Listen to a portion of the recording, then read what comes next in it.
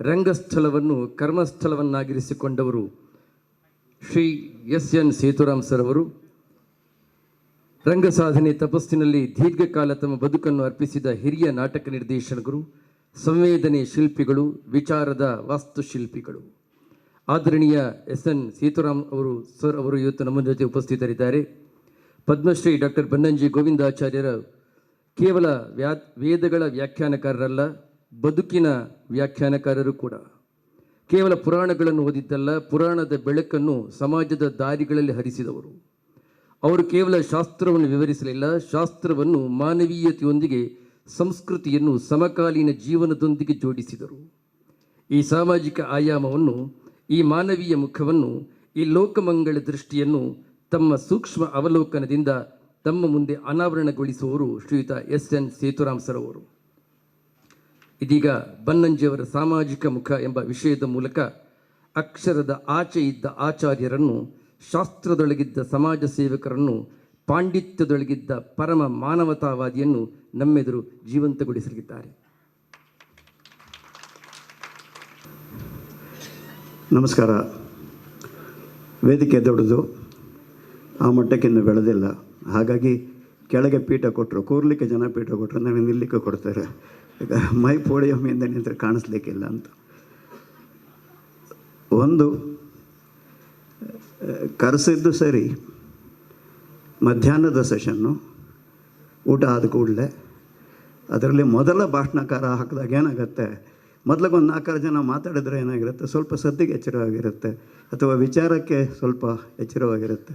ನಾನೇ ಶುರು ಮಾಡಬೇಕು. ಭಾಳ ಹಿಂಜರಿಕೆಯಿಂದ ಮಾತಾಡ್ತೀನಿ, ಒಂದು 4-6 ಮಾತುಗಳು. ಬನ್ನಂಜಿಯವರ ವಿಷಯ ಅನ್ನೋದರಿಂದ ಬನ್ನಂಜಿಯವರ ಮೇಲೆ ಖಂಡಿತ ಭಾರ ಹಾಕಿ ಮಾತಾಡ್ಬೋದು. ದೇವರ ಮೇಲೆ ಭಾರ ಹಾಕಿದರೆ ಆಗುತ್ತೋ ಇಲ್ಲೋ ಗೊತ್ತಿಲ್ಲ ನನಗೆ, ಬನ್ನಂಜಿಯವರ ಮೇಲೆ ಭಾರ ಹಾಕಿದರೆ ಆಗ್ತದೆ ಅಂತ ಹೇಳಿ. ನಾವೆಲ್ಲ ಸ್ವಾತಂತ್ರ್ಯ ನಂತರದ ತಳಿಗಳು. ಅಂದರೆ 53ರಲ್ಲಿ ನಾನು ಹುಟ್ಟಿದ್ದು. ಅಷ್ಟದಾಗಲೇ ಇಂಗ್ಲೀಷು, ಫಿಸಿಕ್ಸು, ಮ್ಯಾಥ್ಸು ಇದೊಂಥರ ಬುದ್ಧಿವಂತರ ಲಕ್ಷಣ. ಹಾಗಾಗಿ ಇಂಗ್ಲೀಷು, ಫಿಸಿಕ್ಸು, ಮ್ಯಾಥ್ಸು ಬುದ್ಧಿವಂತರ ಲಕ್ಷಣವಾದ್ದರಿಂದ ಬರೀ ಅದನ್ನೇ ನಮಗೆ ಹೇಳಿಕೊಟ್ಟು ಬೆಳೆಸಿದ್ದು. ಮನೆಯಲ್ಲಿ ಸಂಧ್ಯಾವಂದನೆ ಅದೆಲ್ಲ ಮಾಡ್ತಿದ್ರು, ಅಪ್ಪ ಮಾಡ್ತಿದ್ರು, ಅಜ್ಜ ಮಾಡ್ತಿದ್ರು. ಅದೇನು ಅಂತ ಕೇಳಿದ್ರೆ ಬೈತಿದ್ರು. ಹಾಗಂತ ಮುಂಜಿ ಮಾಡೋದೇ ಬಿಡಲಿಲ್ಲ, ವಯಸ್ಸಿಗೆ ಸರಿಯಾಗಿ ಮುಂಜಿ ಮಾಡಿದ್ರು. ಯಾಕಂದರೆ ಜಾತಕದಲ್ಲಿತ್ತಂತೆ ಈ ವಯಸ್ಸಲ್ಲಿ ಮುಂಜಿ ಮಾಡಿದ್ರೆ ಒಳ್ಳೇದಾಗ್ತದೆ ಅಂತ. ಹಾಗಾಗಿ ಮುಂಜಿ ಮಾಡಿ ನಾನೇನೋ ಆಗ್ತೀನಿ ಅಂತಲ್ಲ, ಹಾಗಾಗಿ ಮುಂಜಿ ಅಂತದ್ದು. ಕುತೂಹಲ ಇತ್ತು, ಧರ್ಮದ ಬಗ್ಗೆ ಕುತೂಹಲ ಇತ್ತು. ಯಾರಾದರೂ ಕೇಳಿದ್ರೆ ಧರ್ಮದ ಬಗ್ಗೆ ಹೇಳ್ಕೊತಿದ್ವಿ, ಆದರೆ ಧರ್ಮ ಏನು ಅನ್ನೋದು ಗೊತ್ತಾಗ್ತಿರ್ಲಿಲ್ಲ. ಮೊದಲಿದ್ದ ತಲೆಯಲ್ಲಿ ಏನು ಅಂದರೆ, ನಮಗೆ ಚಿಕ್ಕ ವಯಸ್ಸಲ್ಲಿ ಓದಕ್ಕೆ ಸಿಗ್ತಾ ಇದ್ದಿದ್ದು 2 ಪುಸ್ತಕಗಳು, ಒಂದು ರಾಮಾಯಣ, ಇನ್ನೊಂದು ಮಹಾಭಾರತ. ಹಳೆ ಕಾಲದ್ದು ಅಳಸಿಂಗಾಚಾರ್ಯರು ಅಂತ ಒಬ್ಬರು ಬರೆದಿದ್ದಾರೆ, ಅದು ಮಡ್ರಾಸಲ್ಲಿ ಪಬ್ಲಿಷ್ ಆದಂಥ ಪುಸ್ತಕ. ರಾಮಾಯಣ ಅಂದರೆ ನಮಗೆ ಕಾಂಡಗಳ ಲೆಕ್ಕ, ಮಹಾಭಾರತ ಅಂದರೆ ಪರ್ವಗಳ ಲೆಕ್ಕ. ಹಾಗಾಗಿ ರಾಮಾಯಣ ಮಹಾಭಾರತ ಒಂದೇ ನಮಗೆ ಧರ್ಮಕ್ಕೆ ಸಂಬಂಧಪಟ್ಟ ಗೊತ್ತಾಗ್ತಿದ್ದು ಅದೊಂದೇ. ಅದು ಬಿಟ್ಟರೆ ಮನೆಯಲ್ಲಿ ಇರುವಂತಹ ಕೆಲವು ಮಡಿ ಮಹಿಳೆಗಳು, ಪೂಜಾ ಪುನಸ್ಕಾರಗಳು, ಎಡ ಇಡು ಬಲ ಇಡು, ಆಕಾಶ ನೋಡು ಕೆಳಗೆ ನೋಡು, ಈ ತರಹದ ಕೆಲವು ಸಂಪ್ರದಾಯಗಳು. ಇದು ಬಿಟ್ಟರೆ ನಮಗೆ ಧರ್ಮದ ಬಗ್ಗೆ ಯಾವುದೇ ಗೊತ್ತಿರಲಿಲ್ಲ ಅಂತ. ಆದಾಯ ತೆರಿಗೆ ಇಲಾಖೆ ಬಂದ ಮೇಲೆ ಸ್ವಲ್ಪ ಜಿಜ್ಞಾಸೆ ಇತ್ತು. ಯಾಕಂತಂದರೆ ಇಷ್ಟು ಬುದ್ಧಿವಂತ ಜನಾಂಗದ ಹಿಂದಿನ ಜನಾಂಗ ದಡ್ಡರು ಇರಲಿಕ್ಕಿಲ್ಲ ಅನ್ನೋದು ಅಗಾಧವಾದ ನಂಬಿಕೆ. ಯಾಕಂದರೆ ನಾವು ದಡ್ಡರಲ್ಲ ಅಲ್ವಾ. ನಾವು ದಡ್ಡರಲ್ಲದೆ ಇದ್ದ ಮೇಲೆ ನಮ್ಮ ಪಿತೃಗಳು, ಅವರ ಪಿತೃಗಳೆಲ್ಲ ದಡ್ಡರು ಹೇಗಾದರು, ಅವರು ಬುದ್ಧಿವಂತರು ಇದ್ದಾರು. ಪ್ರಾಯಶಃ ಬುದ್ಧಿವಂತಿಕೆ ಏನೋ ನಮಗೆ ಗೊತ್ತಿಲ್ವೇನೋ ಅನ್ನೋದಿತ್ತು. ವೇದದ ಬಗ್ಗೆ ಕೇಳಿದ್ದಿದೆ, ಉಪನಿಷತ್ತಿನ ಬಗ್ಗೆ ಕೇಳಿದ್ದಿದೆ. ಹಾಗೆ ಸೂತ್ರಗಳು ಅಂದರು, ಭಾಗವತ ಎಲ್ಲವೂ ಹೆಸರಾಗಿ ಉಳಿದದ್ದೇ ಹೊರತು ಒಳಗೇನಿದೆ ಗೊತ್ತಿಲ್ಲ. ಹುಡುಕಿದ್ದೆಲ್ಲಿ ನಮಗೆ ಈ ಆಧ್ಯಾತ್ಮ ಅಂದ್ಕೊಳ್ಳೆ ದೇವರು ಅಂತ ಬರ್ತದೆ. ದೇವರು ಆಧ್ಯಾತ್ಮ 2 ಬೇರೆ ಬೇರೆ ವಿಷಯವಾಗಿ ಕೂರೋದು ಬಹಳ ಲೇಟ್ ಆದಮೇಲೆ ಆವಾಗ ಅನಿಸೋದು ಅದೇ. ಅದರ ದೇವಸ್ಥಾನಕ್ಕೆ ಹೋದಾಗ ಅದೇನು ಗಿಟ್ಲಿಲ್ಲ. ನಂತರ ಆದಾಯ ತೆರಿಗೆ ಇಲಾಖೆಯಲ್ಲಿದ್ದಾಗ ಆ ಮಠಗಳು ನನಗೆ ಬರ್ತಿತ್ತು. ಯಾಕಂದರೆ 12A ಅಂತ ಬರುತ್ತೆ ನಮ್ಮಲ್ಲಿ, ಎಕ್ಸಾಮ್ಷನ್ಗೆ ಎಲ್ಲ ಮಠಗಳು ಬರ್ತಿದ್ವು. ಅದರ ಆಫೀಸರೇ ನಾನಾಗಿದ್ದೆ. ಹಾಗಾಗಿ ಯಾವುದೋ ಒಂದು ಪ್ರವಚನಕ್ಕೆ ಹೋದೆ. ಆ ಪ್ರವಚನದಲ್ಲಿ ಹೇಳಿದ್ರು, ಕೃಷ್ಣ ಹುಟ್ಟಿದ ಕೂಡಲೇ ಕಿವಿಯಲ್ಲಿ ಸಣ್ಣದೊಂದು ಕರ್ಣಕುಂಡಲ ಇತ್ತು, ಕೈಯಲ್ಲಿ ಸಣ್ಣದೊಂದು ಚಕ್ರ ಇತ್ತು ಅಂತ. ಅಲ್ಲಿಗೆ ನನಗೆ ಆಧ್ಯಾತ್ಮದ ಆ ದಾರಿ ನನಗೆ ನಂಬಿಕೆ ಆಗಲೇ ಇಲ್ಲ. ಯಾಕಂತಂದರೆ ನನ್ನ ಒಂದು ಜ್ಞಾನದ ಮಿತಿಗೆ ಅದು ನನಗೆ ಒಗ್ಗಲಿಲ್ಲ. ಇನ್ನೊಮ್ಮೆ ಹೀಗೆ ಯಾರೋ ಒಬ್ಬರು ಕಳಿಸಿದ್ರು. ಅವರ ಮಠಗಳು ಒಂದು ಸಂಸ್ಥೆಗಳನ್ನು ನಡೆಸ್ತವೆ, ಕಾಲೇಜು ಮತ್ತು ಸ್ಕೂಲು ಎಲ್ಲ ನಡೆಸುತ್ತೆ, ಬಹಳ ಫೇಮಸ್ ಆಗಿತ್ತು. ಹಾಗಾಗಿ ಅಲ್ಲಿ ಏನಾದರೂ ನಮ್ಮ ಆಧ್ಯಾತ್ಮದ ದಾಹಕ್ಕೆ ಅಥವಾ ವೇದ ಉಪನಿಷತ್ತು ಅಂದ್ರೇನು, ಸೂತ್ರಗಳೇನು, ಏನೋ ಒಂದು ಗೊತ್ತಾಗ್ತದೆ ಅಂಥೇಳಿ ಅವರು ಕರೆಸಿದಾಗ ಭಾಳ ಭಾಳ ಉತ್ಸಾಹದಿಂದ ಹೋದೆ. ಅಲ್ಲಿ ಯಾರೋ ಬಂದರು, ಕೂತರು, ಅವ್ರ ಹತ್ರ ಎಲ್ಲ ಮಾತಾಡ್ತಾಯಿದ್ರು, ಅವರಿಗೆಲ್ಲ ಬೋಧನೆ ನಡೀತಾ ಇತ್ತು. ಎಲ್ಲ ಮುಗಿದ್ಮೇಲೆ ಅವ್ರು ನಮಸ್ಕಾರ ಮಾಡಿದ್ರು, ಹೋದರು. ನಾನು ದೀರ್ಘದಂಡ ನಮಸ್ಕಾರ ಮಾಡಿ ಕೂತೆ. ನನ್ನ ತಲೆಯಲ್ಲಿದ್ದದ್ದು ಆ ವಿಷಯ ಬರ್ತದೆ ಅಂತ. ಆದರೆ ಅವರು ಕೇಳಿದ್ದು ಬೇರೆ. ಅಲ್ಲ, ಈಗ ನಮ್ಮ ಕಾಲೇಜಲ್ಲಿ MD ಸೀಟಿಗೆ 8 ಕೋಟಿ ತೊಗೋತೀವಿ, ಅದು ಕ್ಯಾಶಲ್ಲಿರುತ್ತೆ, ಬ್ಲ್ಯಾಕ್ ಮನಿ, ಅಕೌಂಟ್ ಮಾಡೋದು ಹೇಗೆ ಅಂದರು. ನಾನು ನನ್ನ ಸಮಸ್ಯೆಗಲ್ಲಿ ಹೋದರೆ ಅವರು ಅವರ ಸಮಸ್ಯೆನ, ನನಗೆ ಆದಾಯ ತೆರಿಗೆ ಬಿಟ್ಟರೆ ಬೇರೆ ಯೋಗ್ಯತೆಯೇ ಇಲ್ಲ ಅನ್ನೋ ಥರ ಮಾತಾಡಿಬಿಟ್ರು. ಏನೋ ನಾನು ಹುಟ್ಟಿರೋದೇ ಆದಾಯ ತೆರಿಗೆ ಮಾಡಲಿಕ್ಕೆ ಅಂತ ಅಲ್ವಾ, ಮಿರಿದು ಏನಾದರೂ ಮಾಡ್ಬೋದಲ್ವ ಅಂತ ಹೇಳಿ. ಹಾಗಾಗಿ ಅದು ಒಂದು ತರಹ ಭ್ರಮ ನಿರಸನವಾದದ್ದು. ಅದಾದ ನಂತರ ಹೋಗಲಿಲ್ಲ. ಆಗ ಈ ಪರಿಸ್ಥಿತಿಯಲ್ಲಿದ್ದಾಗ ಪ್ರಾಯಶಃ ಹಾಗೂ ಹೀಗೂ ಎಲ್ಲೋ ಬನ್ನಂಜಿಯವರ ಕೆಲವು ಪ್ರವಚನಗಳ ಪರಿಚಯ ಆಯಿತು. ಸೋಷಿಯಲ್ ಮೀಡಿಯಾ ಇಷ್ಟು ಆ್ಯಕ್ಟಿವ್ ಆಗದಲ್ಲೇ ಇದ್ದಿದ್ದರೆ ಪ್ರಾಯಶಃ ನನಗದರ ಎಕ್ಸ್ಪೋಜರ್ ಆಗತ್ತಲಿಲ್ಲ. ಯೂಟ್ಯೂಬ್ ಅನ್ನೋದು ಬಂತು, ಇನ್ನೊಂದು ಬಂತು. ಅದೃಷ್ಟವಶಾತ್ 6-7 ವರ್ಷದ ಹಿಂದೆಯೋ 8 ವರ್ಷದ ಹಿಂದೆಯೋ ಅದೇನೋ ವೀಣಾ ಬನ್ನಂಜಿಯವರು ನನ್ನ ನಾಟಕಕ್ಕೆ ಬನ್ನಂಜಿಯವ್ರನ್ನ ಕರ್ಕೊಂಬಂದಿದ್ರು, ಹಾಗಾಗಿ ಭೇಟಿಯಾದದ್ದಾಯಿತು. ಅದಾದಮೇಲೆ ಒಂದು 5-6 ಸಾರಿ ಭೇಟಿಯಾದೆ. ನಂತರ ಪ್ರವಚನ ಕೇಳಿದ್ದೇನೆ. ಸಾಮಾಜಿಕವಾಗಿ ಎಲ್ಲಿ ಪ್ರಸ್ತುತ ಅಂತಂದರೆ ನನಗೆ ಅರ್ಥವಾದದ್ದು ಅಲ್ಲಿ. ಪ್ರಾಯಶಃ ನಾರಾಯಣಾಚಾರ್ಯರು ನಂತರ ಬನ್ನಂಜಿಯವರ ಪ್ರವಚನ ಕೇಳಿದರೆ ಕೃಷ್ಣನ ಒಂದು ಚರಿತ್ರೆಯ ಪಾತ್ರವಾಗಿ ನೋಡ್ತೇವೆ. ಯಾವಾಗ ಕೃಷ್ಣ ಚರಿತ್ರೆಯ ಪಾತ್ರವಾಗ್ತಾನೆ ಆಗ ನಮ್ಮ ಮೇಲೆ ಒಂದು ಜವಾಬ್ದಾರಿ ಬರುತ್ತೆ. ಕೃಷ್ಣನ ದೇವರು ಮಾಡಿದ್ರೆ ನಮ್ಮ ಮೇಲೇನು ಜವಾಬ್ದಾರಿನೇ ಇಲ್ಲ, ನಾವು ಇಷ್ಟ ಬಂದಾಗ ಬದುಕ್ಬೋದು. ಹಾಗಾಗಿ ನನಗದು ಚರಿತ್ರೆಯ ಪಾತ್ರವಾಗಿ ನೋಡುವ ಆಸೆ ಇತ್ತು. ಪಾತ್ರ ಹೌದೋ ಅಲ್ವೋ ಆ ಜಿಜ್ಞಾಸೆಗೆ ನಾನು ಹೋಗಲ್ಲ. ನನಗೆ ಬೇಕಿದ್ದದ್ದು ಏನು ಅಂತ, ಯಾಕಂದರೆ ಯಾರೋ ಏನೋ ಹೇಳಿ ಹೋದದ್ದಲ್ಲ ಅಂಥೇಳಿ. ಹಾಗಾಗಿ ಬನ್ನಂಜಿಯವರು ಸಾಮಾಜಿಕವಾಗಿ ಅಂದರೆ ನನ್ನಂಥವನಿಗೆ ಪ್ರಸ್ತುತವಾದದ್ದಲ್ಲಿ, ಪ್ರಾಯಶಃ ನಮ್ಮ ಸಮಾಜಕ್ಕೆ ಪ್ರಸ್ತುತವಾಗಬೇಕಾದಿಲ್ಲಿ. ಅದರಿರುವ ವಿಷಯ ತಿಳಿಬೇಕು, ಅದರ ಹೂರಣ ಗೊತ್ತಾಗಬೇಕು, ಅದಲ್ಲದಲ್ಲ ಅನ್ನೋ ಪ್ರಶ್ನೆ.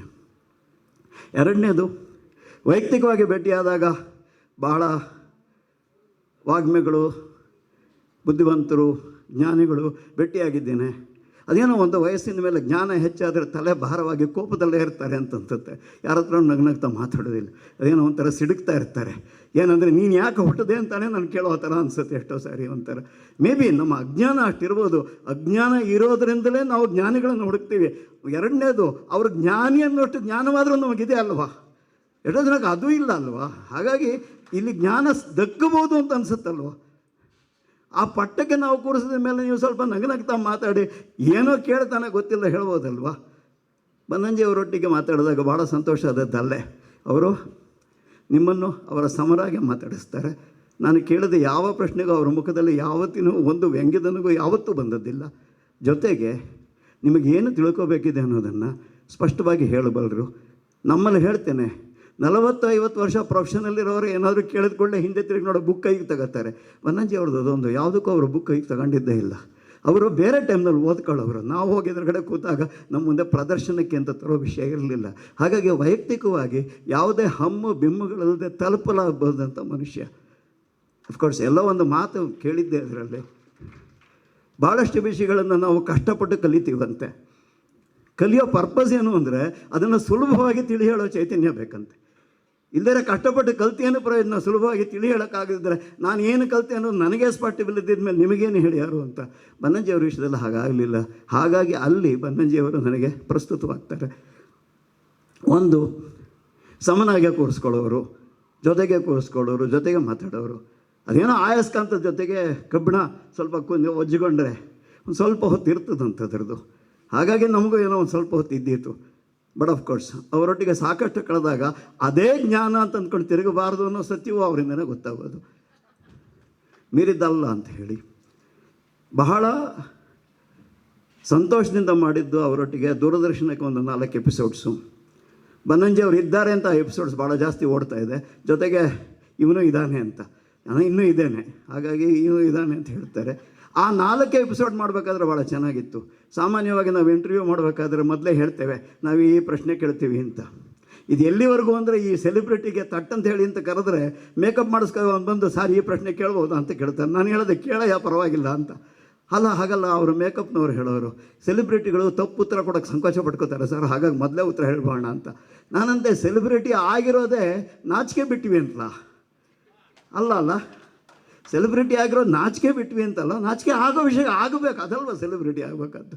ಯಾವುದಕ್ಕೂ ಆಗದೇ ಇದ್ದರೆ ಹಾಗೆ. ಹಾಗಾಗಿ ಈ 4 ಮಾಡ್ಬೇಕಾದ್ರೆ ನಾನು ಬನ್ನಂಜಿಯವ್ರನ್ನ ಭಾಳ ಸಂಕೋಚದಿಂದ ಕೇಳಿದೆ, ಸರ್ ಯಾವುದ್ರ ಬಗ್ಗೆ ಕೇಳ್ಬೋದು ಅಂತ. ನೀ ಕೇಳ್ತಾ ಹೋಗಪ್ಪ, ನಿನಗೇನೇನು ಬೇಕು ಕೇಳು ಅಂತ ಅಷ್ಟೇ. ಅದಾದ ನಂತರ 2 ಕ್ಯಾಮ್ರಾ ಇಟ್ಟಿದ್ದಿಷ್ಟೇ. ನಾನು ಪ್ರಶ್ನೆ ಕೇಳ್ತೀನಿ, ಉತ್ತರ ಕೊಡು ಹೋಗ್ತಾರೆ. 2 ಕ್ಯಾಮ್ರಾ ಇಟ್ಟದ್ದು ರೆಕಾರ್ಡ್ ಆಗ್ತಾ ಇರುತ್ತೆ. ಅರ್ಧ ಗಂಟೆ ಆದಮೇಲೆ ಅವರುಗಳು ಕ್ಯಾಮ್ರಾಮನ್ ಕೈ ಹಿಂಗೆ ಅಂತಿರ್ತಾರೆ, ನಿಲ್ಲಿಸು ನಿಲ್ಲಿಸು ನಿಲ್ಲಿಸು ಅಂತ.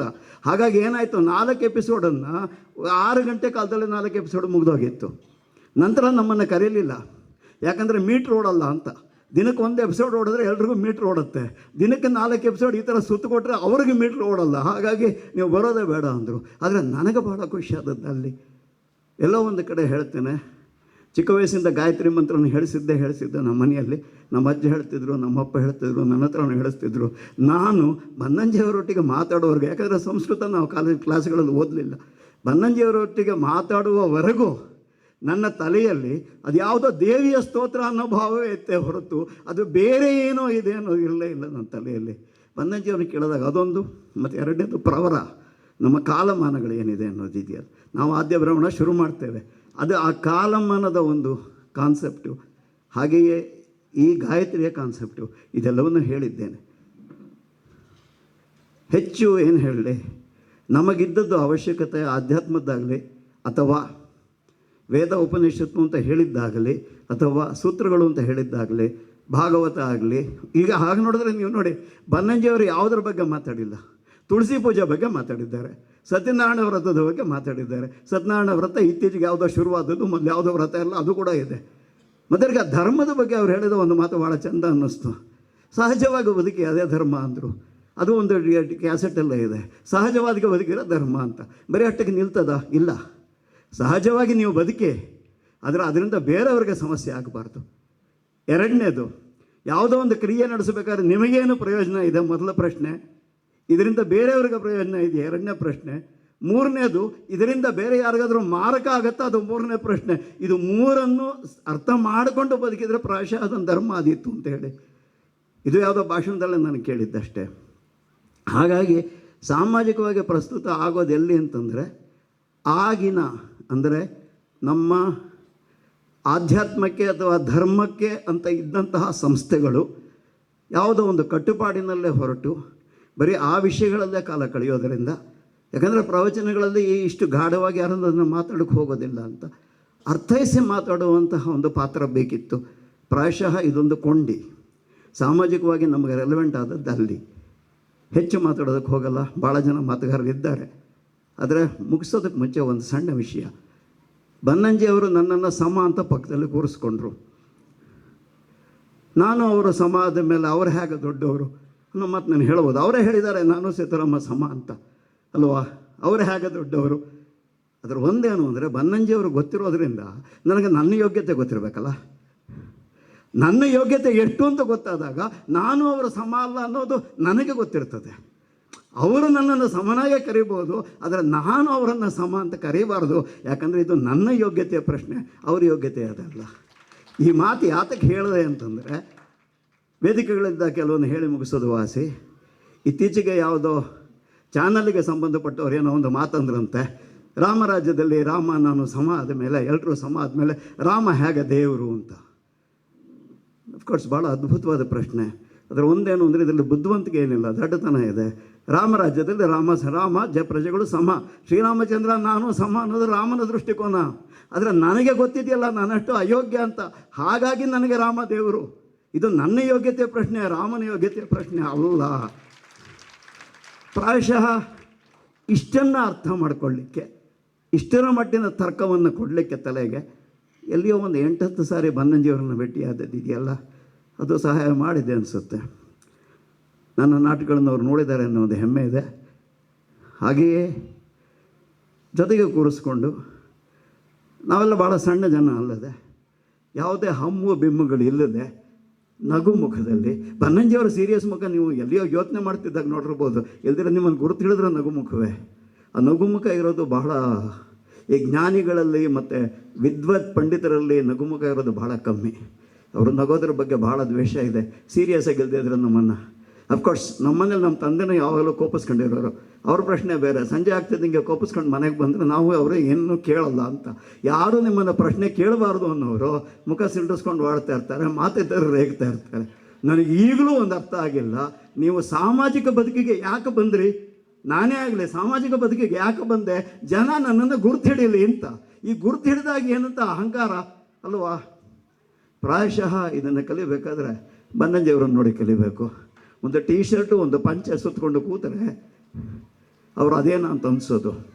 ನಾವು ಬಿಡಿ, ನಾವು ಅವ್ರನ್ನ ಬೇರೆ ಬೇರೆ ಅಲಂಕಾರ ಮಾಡಿ ನಾವು ನೋಡ್ತೇವೆ, ಆದರೆ ಅವರು ಆರಾಮಾಗಿ ಒಂದು ಟೀ ಶರ್ಟ್ ಹಾಕೊಂಡು ಒಂದು ಲುಂಗಿ ಸುತ್ತ ಒಂದು ಪಂಚೆ ದಟ್ಟಿ ಸುತ್ತು ಕೂರ್ತಿದ್ರಲ್ವ.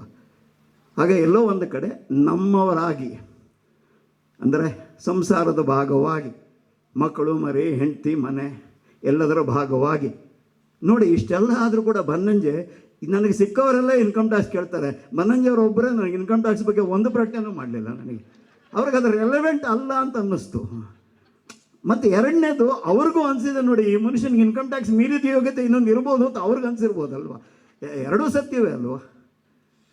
ಹಾಗಾಗಿ ನನ್ನಂಥವನಿಗೂ ನಾನೇನೋ ಅನ್ನೋ ಭಾವ ಕೊಡೋದಾದರೆ ಸಾಮಾಜಿಕವಾಗಿ ಅವರು ಒಳ ಪ್ರಸ್ತುತ ಅಂತ ನನಗನ್ಸಿದೆ. ಇಷ್ಟು ಮಾತು ಹೇಳಿ ನಾನು ಮುಗಿಸ್ತೇನೆ. ಮುಂದಿನ ಮಾತುಗಾರರಾಗಲಿ. ಅವಕಾಶಕ್ಕೆ ಕೃತಜ್ಞ. ಈ ವೇದಿಕೆಗೆ ಬರೋದಿದೆಯಲ್ಲ ಭಾಳ ದೊಡ್ಡದು. ನೆನಪಿನಲ್ಲಿ ಭಾಳ ದಿನ ಈ ವೇದಿಕೆ ಉಳಿಯುತ್ತೆ. ನಮಸ್ಕಾರ.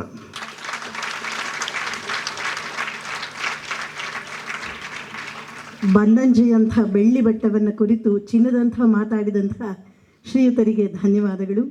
ಮಗುವಿನ ಮನಸ್ಸಿನ ನಗುವಿನ ವಚಸ್ಸಿನ ಪ್ರಬುದ್ಧ ವಾಗ್ಮಿಗಳು ಸೇತುರಾಮ್ ಸರ್. ಅವರ ಮಾರ್ಮಿಕ ನುಡಿಗಳು, ಅವುಗಳಲ್ಲಿನ ಸ್ಫಟಿಕ ಸ್ಫುಟ ಆಶಯ ಎಲ್ಲಕ್ಕೂ ಶಿರವಾಗಿ ವಂದಿಸ್ತಾ ಅವರಿಗೆ ಧನ್ಯವಾದಗಳನ್ನು ತಿಳಿಸ್ತಾ